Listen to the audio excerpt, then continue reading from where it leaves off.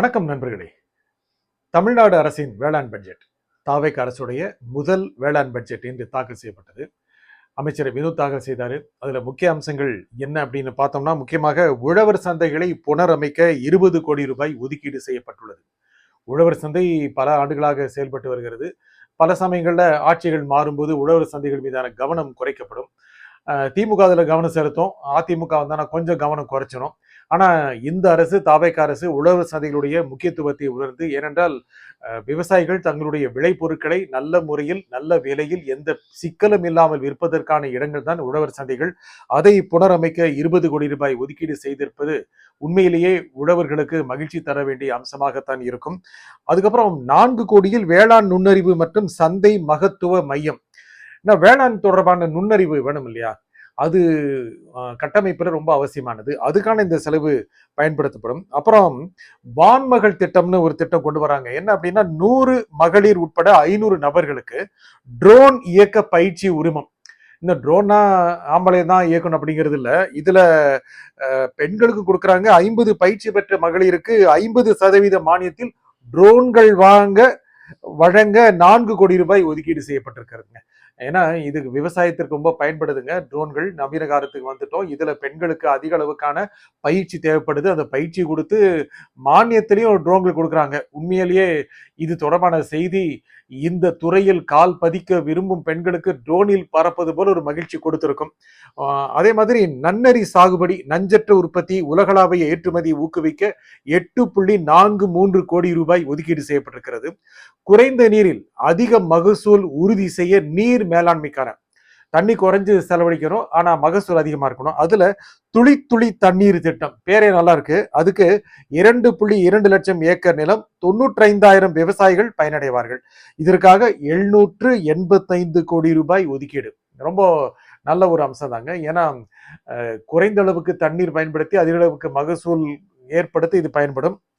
மதிப்பு கூட்டுதலை மேம்படுத்த 4 முதன்மை பதப்படுத்தும் நிலையங்கள், 2 சிறப்பு வணிக வளாகங்கள் கட்டமைப்பு மேம்பாடு மேற்கொள்ளப்படும். இதற்காக 3 கோடி ரூபாய். முக்கியமாக நம்ம கிட்ட பதப்படுத்தும் நிலையங்கள் கம்மியா இருக்கு. அதுக்கு 3 கோடி ரூபாய் ஒதுக்கீடு செய்யறாங்க. ஆனா இது போதாதான். ஏன்னா முக்கியமாக பதப்படுத்தும் நிலையங்கள் அதிகமாக இருந்தால்தான் விளைபொருட்கள் நல்ல முறையில் பாதுகாக்கப்படும், பதப்படுத்தப்படும்.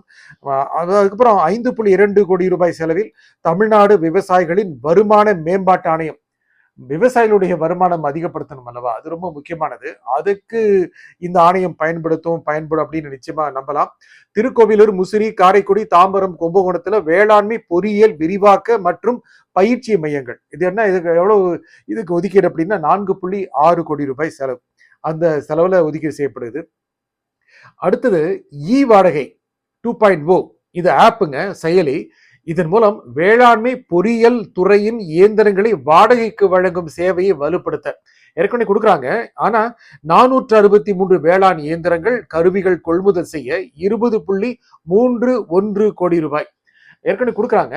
அதுக்கு மேலும் பல உபகரணங்கள்ல தரணும் இல்லையா. சில ஊர்கள்ல வாங்குறாங்க, இல்லைங்க வேற ஒருத்தர் எடுத்துட்டு போயிட்டார் அப்படிங்கிறாங்க. அதை தடுக்கிறதுக்கும் அதை முறைப்படுத்துறதுக்கும் இந்த தொகை பயன்படும் நம்பலாம். 100 விவசாயிகளுக்கு 50% மானியத்தில் கதிரடிக்கும் களங்கள் அமைக்க 2.8 கோடி ரூபாய் ஒதுக்கீடுங்க. விவசாயிகள் உற்பத்தி அதிகமாயிரும், ஆனா அதுல கதிரடிக்க களங்கள் இல்லாம போகும். அதனாலேயே விளைபொருட்கள் நெல்கள் எல்லாமே ரொம்ப நாசமாகக்கூடிய வாய்ப்பு இருக்கு. உங்களுக்கு களங்களை கொடுக்குறாங்க அப்படின்னு களன் அமைச்சு கொடுக்குறாங்க. 41 கோடி ரூபாயில் தென்னை சிறப்பு திட்டம், தென்னை டானிக் பூச்சி நோய்களை உயிரியல் முறையில் கட்டுப்படுத்துதல், கரூர் மாவட்டத்தில் தென்னை நாற்று பண்ணை, தமிழ்நாடு தென்னை பதப்படுத்தும் கழகம், கொப்பரைக்கு விலை ஆதரவு திட்டம், இதெல்லாம் அரசு செயல்படுத்த உள்ளது. கடலோர மாவட்டங்களில் முன்னோடி திட்டமாக நன்னீர் கிணறுகள் அமைத்து மிளகாய் மற்றும் கொத்தமல்லி சாகுபடிக்கு 49.4 லட்சம். இதெல்லாம் குறைந்த செலவு தான், ஆனா அதிக அளவுக்கான மகசூல் கொடுத்தா மிளகாயும் வரும், கொத்தமல்லியும் வரும். 1000 விவசாயிகளுக்கு அதிகபட்ச மானியம் 8% மானியத்துல மின் கட்டமைப்புடன் சாராத சூரிய சக்தியால் இயங்கும் பம்பு செட்டுகள் அமைக்க 23 கோடி ரூபாய். ஏன்னா உங்களுக்கு சோலார் பவர் ரொம்ப முக்கியம். நம்ம ஊர்ல நிறைய நாள் வெயில் தான் அடிக்குது. அதை பயன்படுத்தி எப்படி இந்த பம்ப் செட் இயங்க வைக்கலாம் அப்படிங்கிறது மின்சார தேவையை குறைக்கும் அல்லவா. நல்ல ஒரு திட்டம் தான். மக்காச்சோளம், நிலக்கடலை, உளுந்து மற்றும் தென்னை ஆகியவற்றில் 100% மானியத்தில் 225 ஏக்கர் பரப்பளவில் தொடக்கம் முதல் இறுதி வரை இயந்திரமயமாக்குதலுக்கான செயல் விளக்கங்கள் அளிக்க 46.37 லட்சம் ஒதுக்கீடு. ஏன்னா அதுக்கு டெமோ கொடுக்க வேண்டியதா இருக்கு, இது எப்படி செய்யறது அப்படின்னு.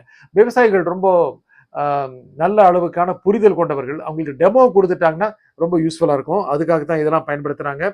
வேளாண் இயந்திரங்களை பழுது நீக்கி பராமரிக்கும் 15 மையங்கள் 50% மானியம். இதுக்கு 1.12 கோடி ரூபாய் ஒதுக்கீடு. அதை சர்வீஸ் பண்ணும்ல, வேளாண் இயந்திரங்களை வந்து பழுது பார்க்கணும், அதுக்கு இது தொகையை பயன்படுத்தப்படும். நிச்சயமா நம்பலாம். 100% மானியத்தில் 500 பண்ணை குட்டைகள் உருவாக்குதல் மற்றும் 75% மானியத்தில் 500 பண்ணை குட்டைகளை தூர்வாருதல். இதற்காக 8.5 கோடி ஒதுக்கீடு. இந்த தூர்வாருதலையே நம்ம பல ஆட்சியாளர்கள் நம்ம நிறைய தூர்வாரிடுவாங்க. தூர்வாரதா சொல்லுவாங்க, ஆனா தூர் நல்லா வாரிடுவாங்க. இதெல்லாம் வாராம இருக்கிறதுக்கு இது நிச்சயமா பயன்படும் நம்பலாம். ஏன்னா ஒரு தூய சக்தி அப்படின்னு சொல்லிட்டு இருக்காங்க, நிச்சயமா பயன்படும்.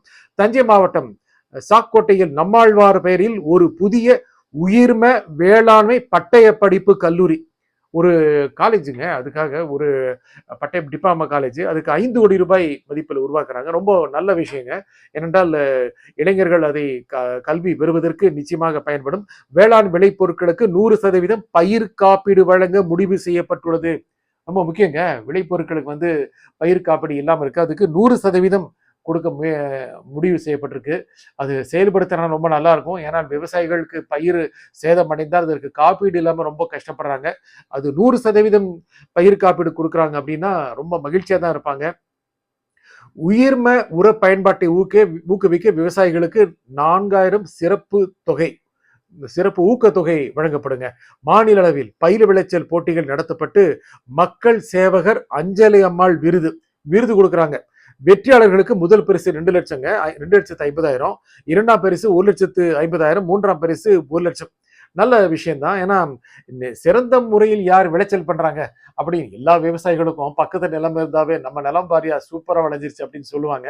இதுல மாநில அளவுல சிறந்த முறையில் யார் பயிரிடுறாங்களோ அவங்களுக்கு போட்டி வச்சு அதுல தேர்ந்தெடுக்கிறாங்க அப்படின்னா நல்ல விஷயம் தான்.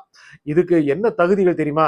சிறு குறு விவசாயிகள் கம்பு, கேழ்வரகு, துவரை, உளுந்து, பச்சை பயிறு மற்றும் நிலக்கடை குறைந்தது 2 ஏக்கரில் சாகுபடி, திணை, சாமை, குதிரைவாலி மற்றும் எள் குறைந்தது 1 ஏக்கரில் சாகுபடி செஞ்சிருக்கணும். நல்ல விஷயங்க.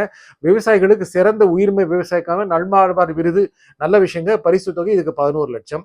அப்புறம் வளமான மண் வளமான வருங்காலம் என்பதால் மண்ணின் வளத்தை பாதுகாக்க தமிழ்நாடு மண் வள பாதுகாப்பு இயக்கங்க 122.51 கோடி ரூபாய் செலவில். மண்வளம் ரொம்ப முக்கியம் அல்லவா? மண்வளத்தை பாதுகாத்தான் பயிர் வளம் பாதுகாக்கப்படும், இதனால விவசாயிகள் பாதுகாக்கப்படும். இதெல்லாம் கொடுத்திருக்காங்க. கரும்பு சாகுபடி பரப்பை அதிகரிக்க 9 கோடி ரூபாய் மதிப்பீட்டுல கரும்பு சாகுபடி மேம்பாட்டு திட்டம், ரொம்ப இனிப்பான விஷயம் தான். அப்புறம் பனை பாதுகாப்பு இயக்கம் உருவாக்கப்படும் சொல்றாங்க. வெற்றி இல்லத்தரசி வீட்டு தோட்டம், மாடி தோட்டம் அமைக்கிறது, அப்புறம் இடுபொருள் தொகுப்புகள், காய்கறி விதை தொகுப்புகள், பழச்செடி தொகுப்புகள், நீரியல் தோட்டம், செங்குத்து தோட்டம், நிழல் வலை குடில்கள் வழங்கப்படும். இதற்காக 10 கோடி ரூபாய் அவங்க வீட்டுல வளர்க்குறாங்களா அதுக்கே கொடுக்குறாங்க. நல்ல பல அம்சங்கள் இந்த வேளாண் பட்ஜெட்ல கொடுத்திருக்காங்க. இது மக்களுக்கு ரொம்ப பயன்படும், விவசாயிகளுக்கு பயன்படும். உண்மை ரொம்ப கற்பனை நிறைந்த ரொம்ப டைனமிக்கான ஒரு வேளாண் பட்ஜெட் தான் இது. திரு விஜயுடைய அறிவுறுத்தல அமைச்சர் கொடுத்திருக்கிறாரு. செயல்படுத்துவாங்க நம்புவோம். நன்றி, வணக்கம்.